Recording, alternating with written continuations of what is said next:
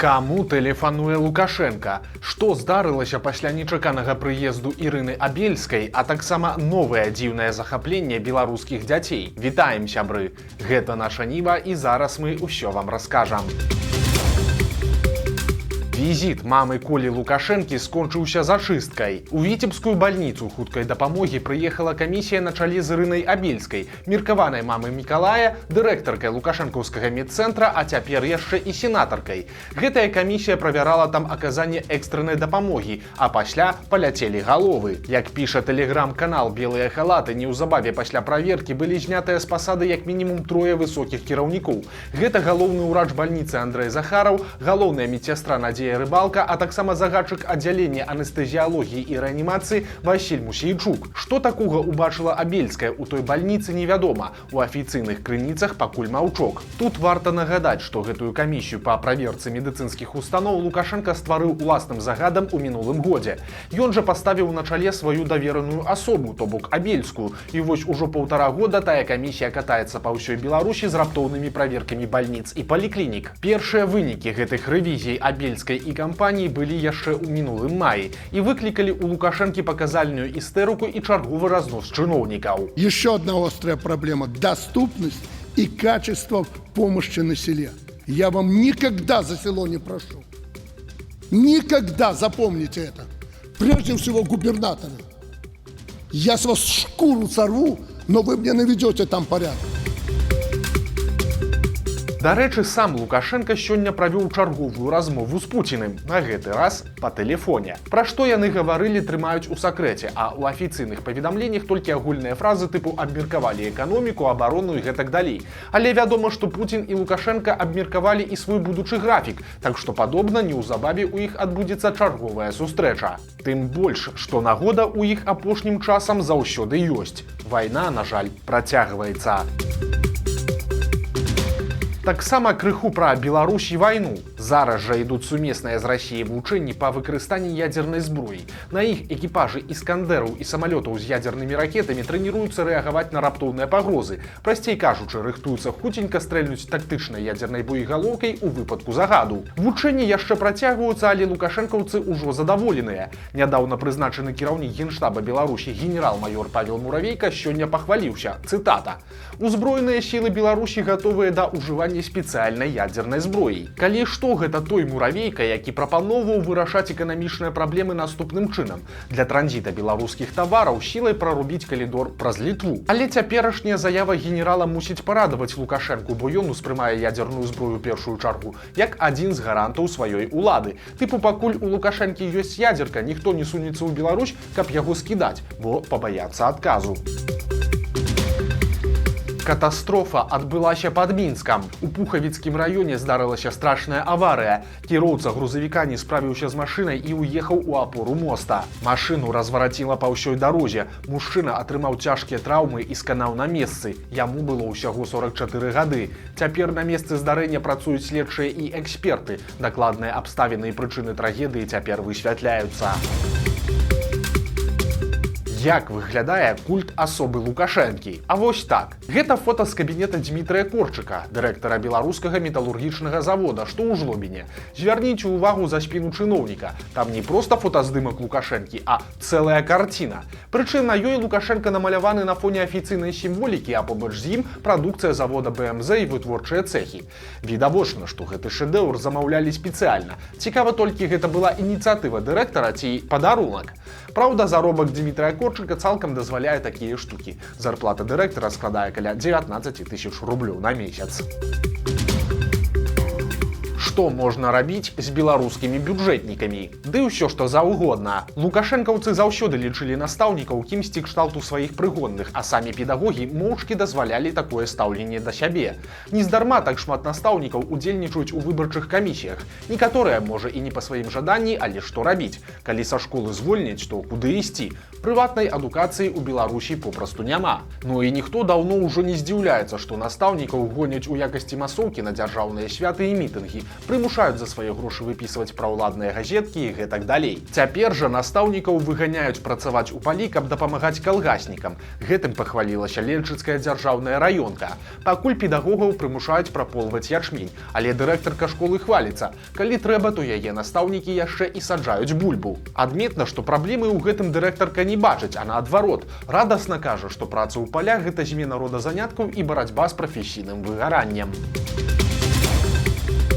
Прыглядзіцеся да сваіх дзяцей. Можа, яны квадроберы? У падлеткаў з'явілася новая забаўка. Цяпер яны адзяваюць маскі жывёл і капіруюць іх звычкі, скачуць, гыркаюць, высоўваюць язык і гэтак далей. І называюць гэта квадробікай. Квадробіка ад лацінскага слова 4 і англійскага аэробіка. Гэта як бы неафіцыйны від спорту, у якім як дзеці, так і дарослыя перамяшчаюцца на карачках, імітуючы рухі жывёл. А тыя, хто гэтым займаюцца, адпаведна, квадроберы. Падчас заняткаў прынята выкарыстоўваць маскі і накладныя хвасты ўласнай вытворчасці.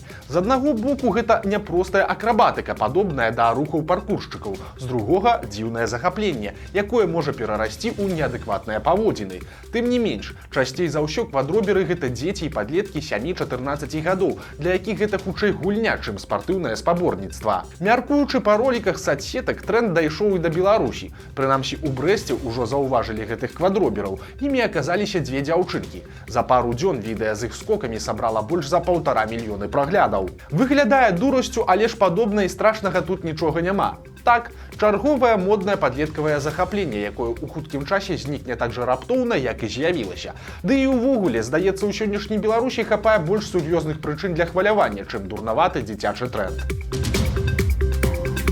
Бяда адбылася ў Бабруйску. Там вядомага лекара насмерць збіла машына, а кіроўца спрабаваў уцячы з месца аварыі. Неўзабаве вінаватага ў трагедыі знайшлі і затрымалі. Загінулым жа аказаўся Сергей Нікітін, аўтарытэтны ўрач-анколаг, якому было ўсяго 52 гады. Як кормяць беларускіх дзяцей? Рыбай з глістамі. Пракуратура агучыла вынікі праверкі школы садкоў Гомельскай вобласці, і яны аказаліся так сабе. Напрыклад, у адзін з дзіцячых садкоў Рэчыцкага раёна пастаўлялася рыба ў непрыдатным для харчавання выглядзе з гельмінтозам, то бок з чарвякамі-гельмінтамі, якіх у народзе называюць папросту глісты. Адбывалася такое неаднаразова, і толькі пасля ўмяшальніцтва пракуратуры дамова з тым пастаўшчыком была разарваная. У выніку шэраг чыноўнікаў з Рэчыцы абяцаюць пакараць, але звальняць нікога не будуць. Гаворка ідзе толькі пра дысцыплінарную адказнасць. Тым часам дарослых беларусаў кормяць хворым мясам. Праверыўшы раённыя ветэрынарныя станцыі, тыя ж пракуроры высветлілі, што ў дакументах хлусяць пра канцэнтрацыю ветэрынарных лекавых сродкаў у жывёл. Гаворка ідзе пра Лоеўскі і Чачэрскі раёны. Калі коратка, то сведчанні, што ўсё ў парадку, выпісваліся, а ў рэальнасці агляд жывёл ніхто не праводзіў. У выніку ў прамысловую пераапрацоўку былі дапушчаныя клінічна нездаровыя кароўкі. У Лоеўскім раёне на забой з парушэннем было адпраўлена 22 жывёлы, у Чачэрскім раёне 33. Цяпер пракуратура завяла крымінальныя справы на начальнікаў ветстанцыі раёнаў. Дарэчы, раней праз гэта ўжо былі праблемы з беларускім мясам. Рэшткі лекавых прэпаратаў у мясе беларускіх вытворцаў неаднаразова былі падставай для забароны паставак у Расію. Напрыклад, яшчэ ў 2023 годзе такая забарона дзейнічала ў дачыненні да прадукцыі жлобінскага мясакамбіната. Любоўны трохкутнік у міліцыі скончыўся судом. Усё адбылося ў Астраўцы. Жанчына, якая працуе ў міністэрстве надзвычайных сітуацый, была замужам за міліцыянтам. Пазней ёй стала вядома, што ў мужа завязалася інтрыжка з калегай з міліцыі. Тады пакрыўджаная жонка выклала фота свайго мужа разам з палюбоўніцай, а таксама схадзіла ў аддзел міліцыі і распавяла пра рамантыку на працоўным месцы начальству мужа і яго новай каханай. У выніку мужчыну на працы пакінулі, а яго палюбоўніцу звольнілі з міліцыі. Тая таксама вырашыла адпомсціць і падала ў суд на жонку каханага за разгалошванне звестак пра прыватнае жыццё. Абышлося без крыміналкі, але ж пакрыўджаную жонку ўсё ж пакаралі па адміністрацыйным артыкуле. Суд прызнаў яе вінаватай у незаконным распаўсюджванні персанальных даных.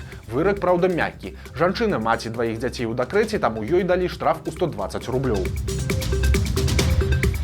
У беларускай рацэ шукаюць скарб Наполеона, і гэта не жарт. Інстытут гісторыі Акадэміі навук заняўся падводнымі археалагічнымі даследаваннямі ў рацэ Бярэзіне. Пошукі ідуць у месцы пераправы арміі Наполеона ў лістападзе 1812 года каля вёскі Студзёнка Барысаўскага района.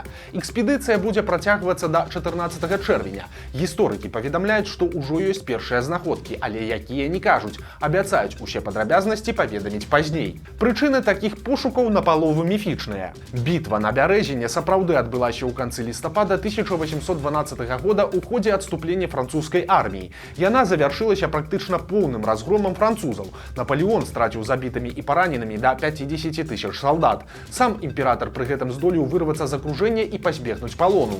Падчас гэтых падзей трафеі наполеонаўскай арміі, у тым ліку і вывезеныя з Масквы, зніклі без слядоў. Па адной з версій яны знаходзяцца якраз на дне Бярэзіны. Ці праўда гэта, цяпер і спрабуюць высветліць беларускія дайверы і вучоныя. Здавалася б, усе даўно ведаюць пра тэлефонных махляроў, усе іх схемы банальныя і даўно агучаныя, але беларусы па-ранейшаму вядуцца і аддаюць ашуканцам вялікія грошы. Цяпер пенсіянерку развялі самым прымітыўным чынам. Ёй пазваніла заплаканая дачка і расказала неверагодную гісторыю, дзе яна пераходзіла дарогу, яе збіла машына, але неяк так збіла, што дачка цэлая, а кіроўца машыны ў рэанімацыі, і цяпер справай займаюцца следчыя. У выніку дачцэ пагражае турма, ёй трэба $15 000, каб вырашыць усе пытанні. Спалоханая пажылая жанчына нават не зразумела, што размаўляе не са сваёй дачкой, а пасля да размовы падключыўся і іншы ашуканец, які прадставіўся следчым. Ён заявіў, што для вырашэння пытанняў трэба $15 000. У пажылой жанчыны столькі грошай нават і не было. За ўсё сваё жыццё яна назапасіла ўсяго $10 000. Але ж пенсіянерка ўсё роўна аддала ўсе зберажэнні, якія забраў кур'ер. Толькі пасля гэтага жанчына вырашыла сама патэлефанаваць сваёй дачцэ на мабільны тэлефон і высветліла, што ні ў якое ДТЗ тая не трапляла, а гэта быў класічны развод. У выніку пенсіянерка пайшла ў міліцыю, і сілавікі нават змаглі знайсці і затрымаць таго кур'ера. Ім аказаўся 18гадовы хлопец з Клецка, які расказаў, што і сам стаў ахвярай у гэтай гісторыі. Ён запэўніў, што ні пра якія крымінальныя схемы не ведаў, а проста знайшоў падпрацоўку ў інтэрнэце. Праўда, гэта наўрад ці выратуе хлопца. Цяпер яму таксама пагражае крыміналка за махлярства. Прайшло амаль 4 гады, а ў Беларусі ўсё яшчэ ідуць расправы за пратэсты 20-го года. Цяпер у Магілёве судзяць адразу 5 чалавек. Усіх іх вінавацяць па народным 342 артыкуле, а гэта дзеянні, якія парушаюць грамадскі парадак, прасцей кажучы, удзел у мірных пратэстах. На лаве падсудных 4 мужчын і 1 жанчына. Усім цяпер пагражае да 3 гадоў калоніі. А на Беларусь-фільме разгортваецца драма. І гаворка тут не пра кіно, а пра рэпрэсіі. Стала вядома, што па палітычных матывах цалкам звольнілі кіраўніцтва летапіса. Гэта падраздзяленне нацыянальнай кінастудыі, адказнае за вытворчасць дакументальнага кіно. Акрамя летапіса, хваля звальненняў пракацілася і па анімацыйнай студыі Беларусь-фільма. Як пісала раней выданне Reform News, супрацу спыняюць нават з тымі, хто працаваў на студыі па 40 гадоў. Таксама чыноўнікі карыстаюцца простай схемай. Многія дасведчаныя рэжысёры-аніматары даўно выведзеныя за штат і прыцягваюцца па дамове, таму і звальняць іх не трэба. Такіх людзей проста перастаюць прыцягваць да супрацоўніцтва. Гэта вельмі зручная для начальства схема, каб пазбавіць працы непажаданых кадраў. Вось такія навіны серады. Падпісвайцеся на канал, стаўце лайкі альбо дызлайкі і выказвайце заўвагі ў каментарах. І, канешне, чытайце нашу Ніву, глядзіце нашу Ніву і любіце Беларусь. Да сустрэчы заўтра.